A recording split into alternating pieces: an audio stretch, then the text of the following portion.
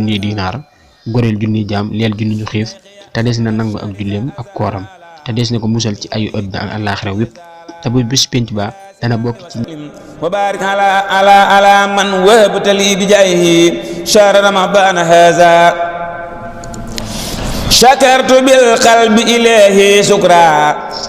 bismillah barke borom Tuubaa bismillahi rahmaani rahiim alhamdulillahi wa salla abada ala nasibihi lana wala abada sayyidina muhammad wal ali wa sahbihi doyna ali wali saddi lisani nawir jinani safi amali wa sibray assalaamu alaykum mbokk yi di teelu fi ci DK TV ñu ngi leen nuyu di leen siyaara parce que di ko génn ci li nga xam ne mooy naafile bis bi ñu ko daan defee génn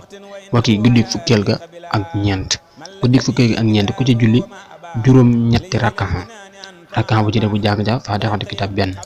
suuratu nasr juróom-ñaari yoon mooy isaa jaa nasrullah juróom-ñaari yoon mu ne ku def loolu mel na ne ku saraxe junniy dinaar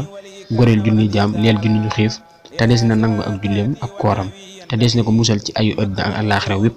te bu bis penc ba dana bokk ci ñi nga xam ne duñu jàq duñu tiit te des na ko ramuloo ci ñi waroon a dem sawara lu ko soob mu yóbbu leen ajjana te deesu leen xisaab loolu muy ngëneelal julli gi kon ñi nga xam ne ñooy topp naafila kem bi tey insha allahu taala ñi ngi war a tàmbalee wala qad aatayna ibrahima rusda mooy nisifus